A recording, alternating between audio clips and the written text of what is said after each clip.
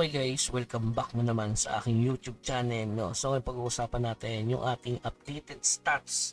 So kung ba mga hinugot niyang accuracy na yan. So since wala naman tayong legendary kabayo pa, at syempre legendary weapon style.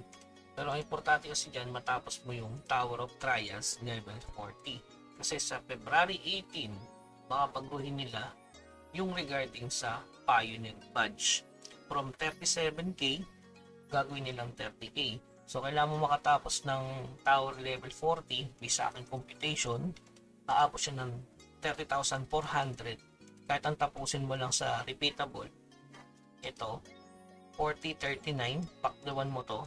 Tapos 36, 35, 34.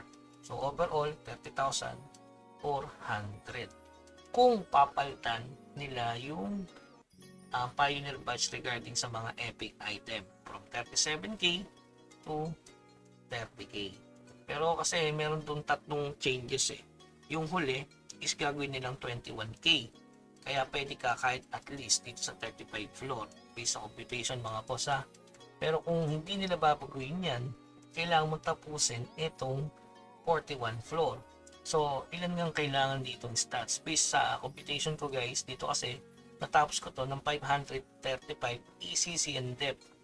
Pero ang problema guys, medyo may mission. Since medyo malakas yung bawas natin, siguro dahil dun sa skill damage, PvE bonus, double damage, melee crit, ganun. Kaya nakalusot tayo dito with buff din ng cleric tsaka yung dancer. Okay?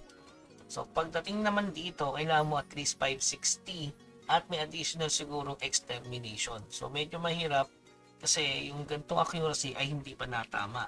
So kailangan niya siguro is pag nalagpasan mo yung F4070, ito, na hindi ka magmi-miss, siguro kaya mo na yung level 41 sa TOT. Okay? So check natin yung mga nadagdag sa akin. Siyempre sa codex guys, meron na tayong 641. So, meron tayong ECC dito na 41, depth 40, melee ACC, na PvE ACC malagay yan, 42 and 45, tapos melee ACC na 14. So, dyan ako nagpo-focus sa codex, 641, tapos lahat ng klaseng PvE bonus. Basta yung related sa damage, basic, crit, sama mo na yan mga bossing. Okay? So, ayun yung ating codex, 641. Tapos pagdating naman sa equipment, overlaps na kasi itong dalawa ko guys. So nakasetup na to sa ACC, tapos depth. Tapos ito is depth din. Pagdating sa singsing, ganun din. Puro ACC na. Ito ACC. Tapos ito basic kasi ito eh. So pang ano ko ito, pang pa-level. Combo yan sa Watcher ring. So kailangan ko pa ng isang fighter ring dito. O kaya since magkakaroon ng epic na nga, kung sakasakali, papapalitan ko na to. Tapos depth, ACC, tapos depth. Tapos dito sa artifacts, medyo swerte lang. Ayan, kita nyo naman yung refinement natin dito. Ayan, depth, ACC, depth. Ito, na-placate natin, kaya tumaas yung depth natin. ACC, ayan, kita mo naman. ACC, depth, ACC, and depth. So, perfect halos, no? Ang problema lang yung ups niya talaga, no? Tapos dito, pagdating naman dito, puro depth lang yung enchant yan. Medyo butaw yung ating nitro gear. Kaya medyo mahirap yan. Kailangan ko talaga makadalawang +7 dito. So, next time ko na pagtutuunan pansin yan. Pero malaking stats yung may bibigay niyan. Okay? So, okay na tayo sa ating equipment. Daan tayo sa infuse. Sa infuse kasi ganun din guys. Kung yung depth, ECC, kung kaya, tapos depth dito, PvE depth, yan, PvE bonus, napakahalaga din yan. Tapos depth, damage reduction, strength, MP regen. So yan, basic 11. Tapos dito sa second page ganun din, ACC depth, ACC.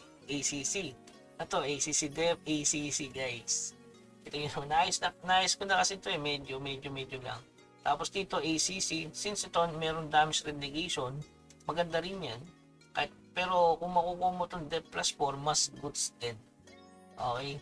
Sa akin kasi negation, okay na yan. Tapos depth dito, ACC, damage red. Tapos yung huli, basic, magic, eva, depth. Dito kasi dapat depth din dito eh. Pero may makuha kasi normal bonus tsaka yung skill damage. Sabi ko kasi yung skill damage is since marami tayong skill, mas sasakit yung bawas natin. Okay, yung glider natin, ganun palitan. May PB, may may ACC to. Tapos meron na pang pa-level ito. Wala pa tayong epic sa glider. Yung slot nito, syempre. Tsaka yung sa kabayo, marami na rin pala tayong slot effect. Ayan. Ito yan sa kabayo, epic. Naka-12 na tayo kahit F2 bilang guys. Sinasabi ko kasi siya, kapag may event, kaya marami na tayong epic dyan. Tapos nag-attempt na rin ako sa legendary, fail. So iniipon ko to guys, hindi ko yung kinocombine. Sabi ko kasi yung sinasabi ko siya kapag may event si Nightcrows. Okay. So sa WS, ayan, kukunti pa lang naman. Yan, pipito pa lang yung epic natin. Sayang dito, may tip dito. Ayan. Kailangan mo talaga mag-summon eh. So, syempre F2P, limitado lang ang ating resources. Tapos sa WP, Matic, Pakto-Pak daw, kinuha lang yung depth dito. Kaya, kasi medyo mahal.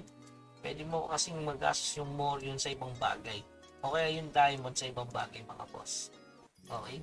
So, kumuha tayong depth yan. Tapos CD build tayo guys sa CD build. Kasi mas maganda yung CD build. Ang problema, kailangan natin makaabot ng at least, kung ikaw ay twin sword, kailangan mo ng 160 MP regen. Sa atin kasi, kapag naka-MP build ako, 120 lang. Sa ngayon kasi naka-ACC build ako, 462. Okay? So, syempre yung sa clan, napaka-importante yun. Dapat sumali ka sa clan na mataas yung traits. Pati yung journal kamo. So, yung max kasi yung sa clan eh. Tapos yung sa traits niyan, napakahalaga na journal. Ito. Pag na-max nyo yan, makukuha nyo yung plus 14. No? PBE Dep and PBE A6. Kailangan talaga i-focus nila ito para mas solid yung stats nyo pagdating sa TOT. Kaya pinupush na namin to, hindi ko pinapalevel to. Tsaka ito na-max din ito. So may basic 7 to. Kaya medyo mataas yung ating basic. Marami nag-aas yan. So ano ba yung plano natin mga boss? Yun lang sa TOT 40. Abangan natin February 18. Ano yung hinohold ko? Mga incense burner. Mga boss, itigtag ko lang din, no? Tapos yung total stats natin, yan, pakita ko na rin. Para sa iba pa na baka hindi ko nabanggit. Yung alchemy, yan. Nasa alchemy guys. Kita nyo naman, range EVA, consider as depth yan. PBE depth 91, PBE ACC 89. Yan. Titingnan mo sa alchemy din pala. Hindi ko napakita yung alchemy, wait lang. No? Melee ACC yan guys. Kasi ito depth. Tapos sa alchemy, ito medyo na-perfect natin to halos. So ayan, kung titingin yung melee ACC, consider as 1 ACC yan eh. Pagka-count yan. Tapos ito kung melee ACC to, di ba? Pagka-count. Pero PBE ACC goods na yan, PBE crit. Ayan, melee ACC, PBE ACC. Ayan, melee ACC. Tapos dito, puro PBE depth yan, syempre. Na-perfect na natin yan kahit rare lang. Pagdating naman sa damage reduction, ito, rambulito to. Pero PBE damage rate pa rin. Inayos ko rin kahit paano. Criticus lang talaga, wala dito. Tapos dito naman, melee damage. Ayan, PBE, melee, PBE, melee. Tapos melee damage red negation kung kaya. Ito magic. Papalitan natin yan. Ganyan. Melee red negation, yan. Melee and red negation. Tapos dito, pwede MP regen guys. Wala malas ako dito. Tapos yung dalawang melee ACC guys. So, plus 6 accuracy. Kaya papasin nyo, ang dami natin pinag-uputan ng ACC. Tapos pagdating dun sa element spell, sa second page, 18, 18, 18 tayo din. Kasi nga, apat na kulay. So, 18, 18, 18. So, may 6 ACC to, tsaka PBE depth na tag-anim. Dito naman, yung pula lang. Yan, yung 18. Yung iba, hindi natin nakuha dito. Wala eh. Kung magdidilaw ako dito, plus 6 ACC to eh. PBE depth lang to. Okay?